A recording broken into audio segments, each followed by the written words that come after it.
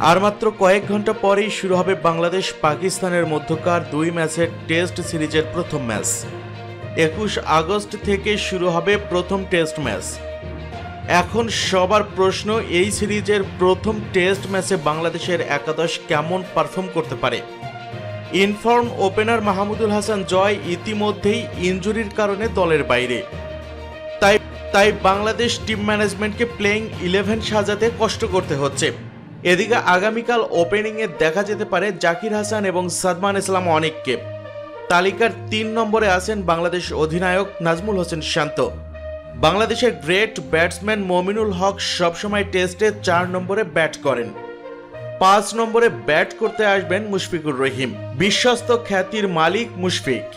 6 নম্বরে ব্যাট করতে দেখা যাবে সাকিব আল হাসানকে। লিটন দাস 7 নম্বরে এবং মেহেদী হাসান মিরাজ 8 নম্বরে ব্যাট করবেন।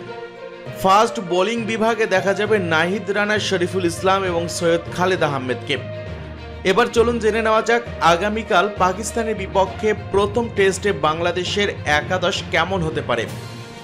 জাকির হাসান, সাদমান ইসলাম অনিক, নাজমুল হোসেন শান্ত, মমিনুল হক, মুশফিকুর রহিম, সাকিব আল হাসান, লিটন কুমার দাস, মেহেদী হাসান মিরাজ, শরীফুল ইসলাম, সৈয়দ খালেদ আহমেদ এবং নাহিদ রানা। কিন্তু দর্শক মণ্ডলী, আপনাদের কাছ থেকে জানতে চাইব আগামীকাল বাংলাদেশের সেরা একাদশে আপনারা কোন কোন ক্রিকেটারকে দেখতে চান। আপনাদের মতামতটি জানিয়ে দিন ইউটিউব চ্যানেল মিক্সার ওয়ার্ল্ডকে। আপনাদের মতামতটি জানাতে ভিডিওটির নিচে কমেন্ট বক্সে কমেন্ট করুন।